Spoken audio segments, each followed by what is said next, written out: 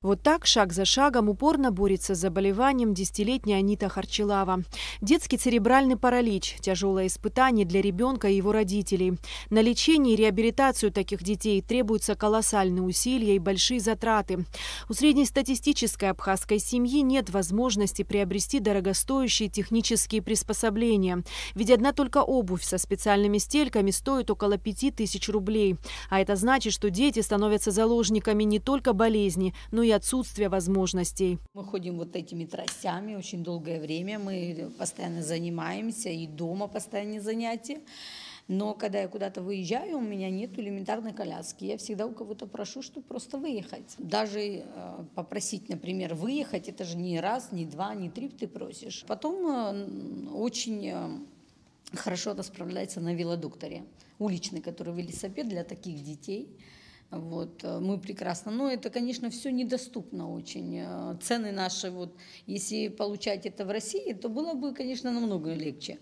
А сейчас с нашей пенсии ты этого не сделаешь, потому что у нее и так, помимо ДЦП, у нее и так куча еще проблем, которых надо не запускать, постоянно наблюдать. Чтобы помочь Аните и другим детям с нарушением опорно-двигательного аппарата, свои усилия объединили КБФ Ашана и Ассоциация инвасодействия. АИС уже подобрал подходящие для детей коляски в InvaCare, крупнейшей компании по производству медицинской и реабилитационной техники.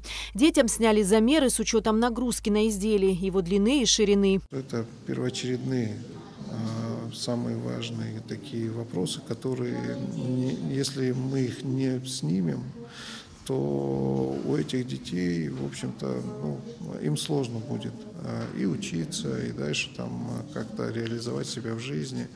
Вот. Сегодня мы можем дать такой хороший старт им, помочь этому делу. И самое главное подспорье у них — это, конечно, их семьи прекрасные, и сами ребята, вы видите, прекрасные, позитивные дети. Они готовы и хотят и учиться, активно жить вообще.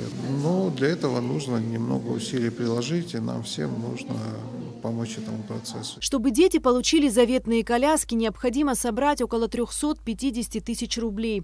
Подопечные фонда Ашана очень ждут возможности быть активными и самостоятельными, развиваться и учиться новому. Мы надеемся, что в очередной раз наши граждане, все люди, которые видят истории этих детей и ту помощь, которая им необходима, не пройдут мимо, и необходимая сумма будет быстро собрана, и мы сможем совместно с нашим партнером Ассоциацией инвасодействия заказать коляски.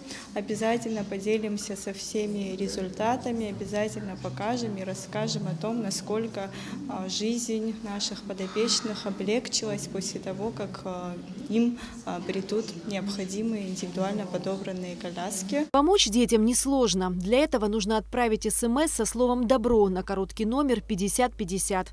О других способах помощи можно узнать по телефону 773 50 50 или на официальном сайте КБФ Ашана. Благодаря нам с вами 7 детей смогут обрести бесценное движение и самостоятельность. Эсма Гуланзе, Тимур Гугохия, Абхазское телевидение.